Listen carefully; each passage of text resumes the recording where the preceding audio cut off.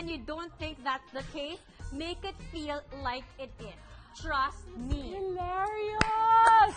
Lalo kitang minahal. You've unlocked the secret, Adam. Naku, I'm sure. Totoo yan, Mars. Marami ang mga lalaki dyan, ang mga pars natin ang umaalma sa ganyang konsepto. Pero, bola-bola lang kasi yan, Mars eh. Bola-bolahin mo lang. Bilang galing-galingan naman yung mga mudra bells dyan. Umuo na lang kayo na umuo. Next discussion yun. Correct. Oh, ang gaganda ng learnings natin for today. Thank you, Adam.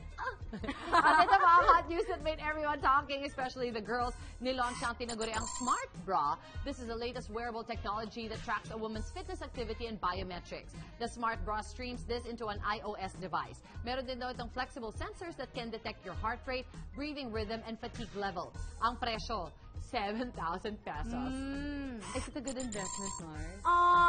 Wait Kung nagpapalaki ng boobs, gagastos ako ng 7,000 dun sa bra. Bakit nagpapalaki ng boobs? Hindi, parang wala lang. Parang may special feature siya.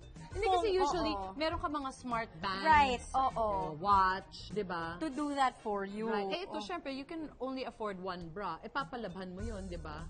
Oo, eh. Or di ba? Tsaka hindi, kumbaga it's new, relatively new. So baka mamaya may masira kang mekanismo dyan. Isang laba lang, tapos na ang top babay 7,000. Oo, ano?